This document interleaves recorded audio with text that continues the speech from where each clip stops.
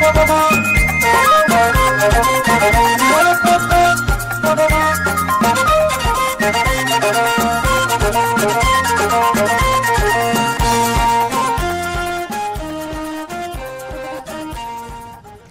and welcome. This is Ameco and you're watching our daily updates live from the studio. I am Gaila Damu. Stay tuned. According to Ministry of Foreign Affairs, every citizen should play its part to consolidate Ethiopia's role as the diplomatic hub of Africa. Ministry of Foreign Affairs spokesperson Meles Alam told the media that the Diplomacy Week and exhibition, which has been open for the past 2 weeks, has played important role in sensitizing citizens and the diplomatic community. Meles added that the exhibition, which was expected to be closed today, has been extended. Extension of the exhibition will give ample opportunity to African brothers and sisters who will be taking part in the upcoming 37th Summit of African Heads of State and Government. The spokesperson stated that the 44th Ordinary Session of the Executive Council of the African Union will be held from February 14 to 15, and the 37th Summit will be held from February 17 to 18, 2024 in Addis Ababa, respectively. As the seat of the African Union and champion of Pan-Africanism, Ethiopia has made the necessary preparations for the successful conclusion of the conference. According to Meles, the Preparation Committee for the Assembly has made the necessary preparations in collaboration with the AU. The spokesperson said that the Assembly would create opportunity to promote the best practices in areas such as agriculture and tourism, as well as the Green Legacy Initiative.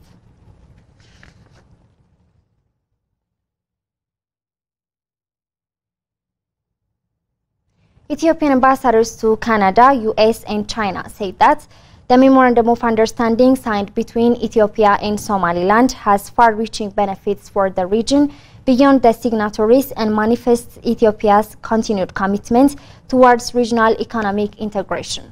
Modom Liye has the details.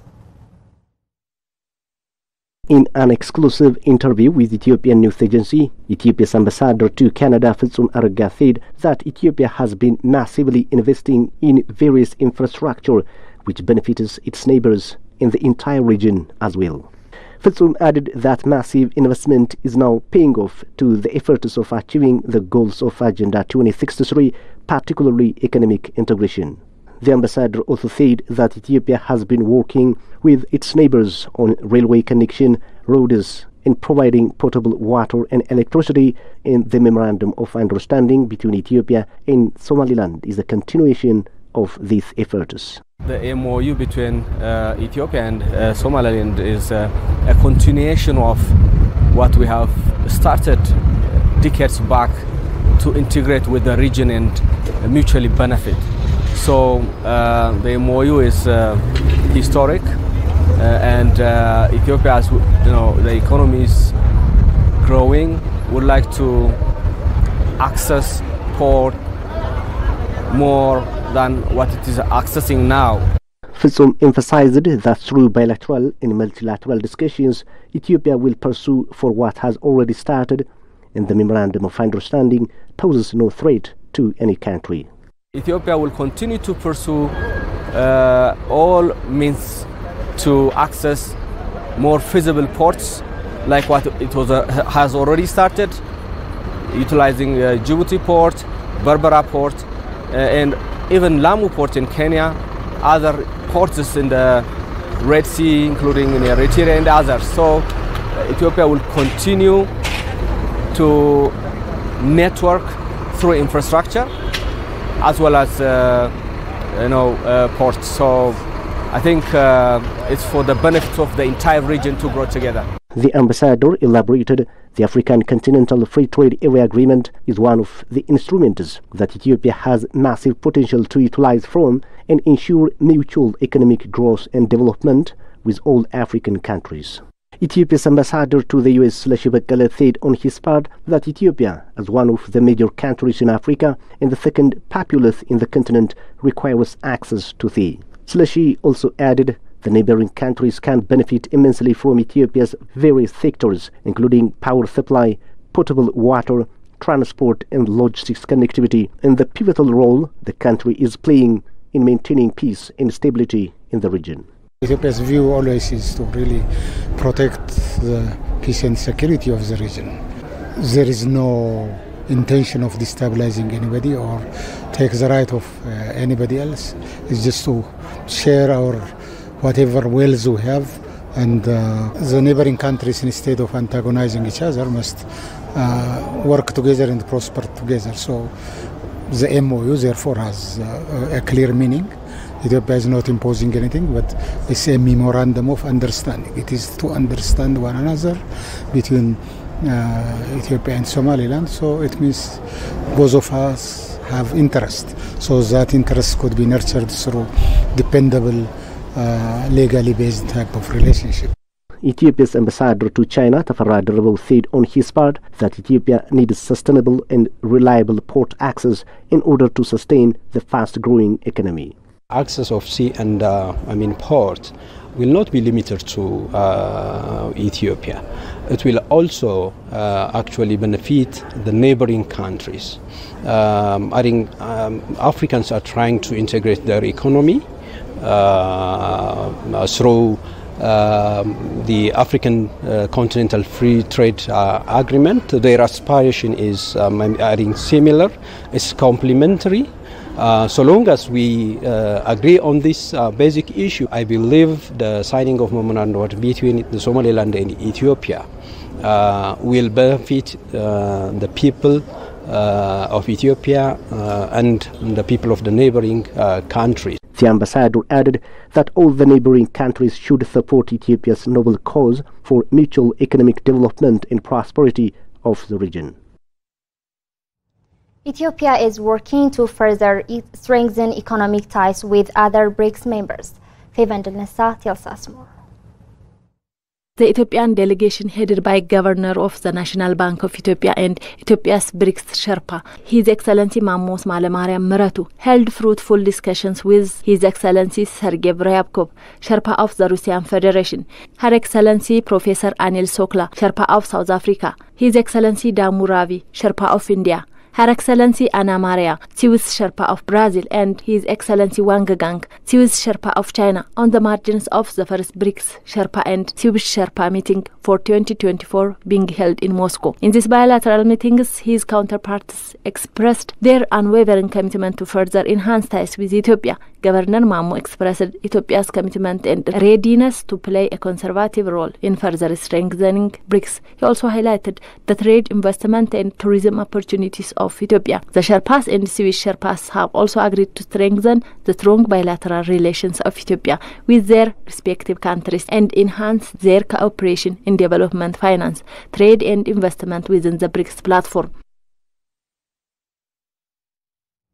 A consultative meeting on the National Action Plan for the implementation of compliance measures on European Union deforestation-free products regulation was held. Maud Domulier tells us more. The Ethiopian Coffee and Tea Authority has prepared a 3-year national action plan for the implementation of compliance measures on European Union deforestation-free products regulation in collaboration with Ministries of Finance and Agriculture. Opening the consultative meeting on the action plan, Ethiopian Coffee and Tea Authority Director General Adunya Debala said adjustment to the European Union regulation is crucial as Ethiopia's coffee export to European Union member countries accounts about 30%. According to Adunya, the regulation creates opportunity to revise policies and make them suit with other international policies, strengthen organizational structures and sustainable coffee production system, among others. Adunya also said that it is an additional driver and opportunity to further continue the nation's magnificent Green Legacy initiative, which has been successfully implemented for the past 5 years. The objective of the National Action Plan tabled for discussion is to create awareness among stakeholders along all the value chains to work together. It's learned that the European Union deforestation-free products regulation has entered into force effective from December 30, 2024. Many countries around the world have made significant efforts over the past decade to reduce deforestation, for example by introducing measures to improve transparency in the supply chain. Yet deforestation and forest degradation has continued at an alarming rate, contributing more than 10% of global greenhouse gas emissions. Under the European Union regulation, any operator or trader who places commodities like cattle or coffee on the European Union market or exporters from it must be able to prove that the products do not originate from recently deforested land or contributed to forest degradation. Ethiopia signed a $28 million USD project agreement with the United Nations Industrial Development Organization to enhance the growth of the textile and garments industry in Ethiopia. Brown Workana has the details. The State Minister of Finance, Samaritas Waso, and UNIDO representative in Ethiopia, Kalabaro Aurel Patriza, signed the agreement with the attendance of the State Minister of Industry, Hassan Mohammed. At a signing ceremony held in Addis Ababa, it was disclosed that the project will be financed in collaboration with the Global Environmental Facility, of which UNIDO's share of the program is $3 million. The project, which will be implemented by Ethiopian Textile Industries Development Institute in the next 5 years, will focus on the promotion of a circular economy in the textile and garment sector through the introduction of resource-efficient technologies. Moreover, the project is expected to focus on recycling waste in the industry to minimize losses and maximize gains in the production process, as well as enhance regulatory and institutional capacity in the textile and garment industry. UNIDO has been providing capacity building and technical support to the industrial development efforts of Ethiopia, focusing on the textile, leather and agro-processing manufacturing sectors. UNIDO's flagship program in Ethiopia, namely the Program for Capacity Partnership, founded on a multi-stakeholder partnership to ensure institutional capacity development, strengthening of value chains, creation of value additions, and economic transition efforts, all aimed at harnessing the potential of the manufacturing sector in Ethiopia. During the signing ceremony, a State Minister of Finance, Samaritas Waso, said that following the expiration of the government's ongoing and planned efforts to enhance the manufacturing sector and substitute importers, UNIDO representative in Ethiopia, Kalibaro Aurel Patrizia, affirmed that the commitment of UNIDO will continue supporting the journey of industrialization in Ethiopia.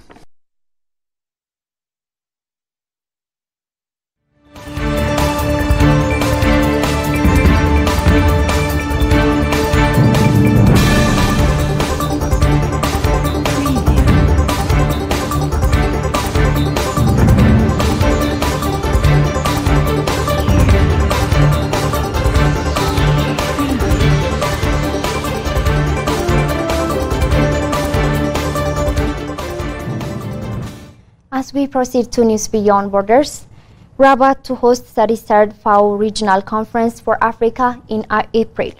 A memorandum of understanding was signed in Rabat on the organization of the 33rd session of the FAO Regional Conference for Africa, scheduled for 18 to 20 April 2024. Signed by the Moroccan Minister of Agriculture, Maritime Fisheries, Rural Development and Water and Forests, Mohamed Sadiki, and the representative of the Food and Agriculture Organization of the United Nations FAO, Jian Zinahun. The memorandum sets out the midterms of the partnership and the measures required to ensure the success of the conference, whose central theme will be resilient agri-food systems and inclusive rural transformation.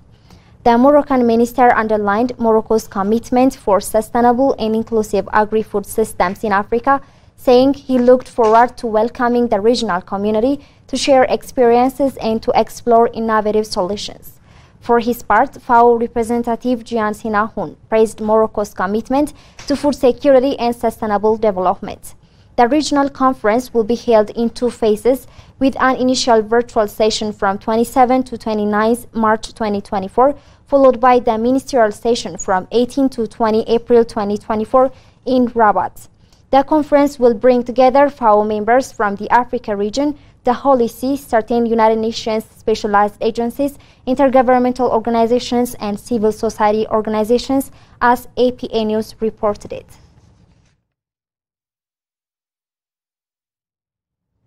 U.S. President Joe Biden has approved sanctions on 4 Israeli settlers accused of attacking Palestinians in the occupied West Bank.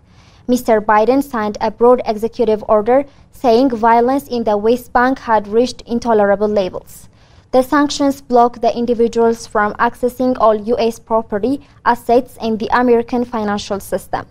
Violence in the West Bank has spiked since Hamas launched an unprecedented attack on Israel on 7 October. According to the UN, some 370 Palestinians have been killed in the West Bank. Since then, the majority of those have been killed by Israeli forces, but at least 8 of them have been killed by Israeli settlers. The new executive order means the U.S. government has the power to sanction any foreign nationals who attack, intimidate, or seize the property of Palestinians. The sanctions are a first by the U.S. administration, a rare step targeting Israelis, and comes as Mr. Biden travels to the state of Michigan, which has a large Arab American population that has been critical of his support for Israel. The Arab American Institute, an advocacy group, earlier said that since the start of the conflict, support by Arab Americans for the Democratic Party has plummeted from 59% in 2020 to just 17%, as BBC News reported it.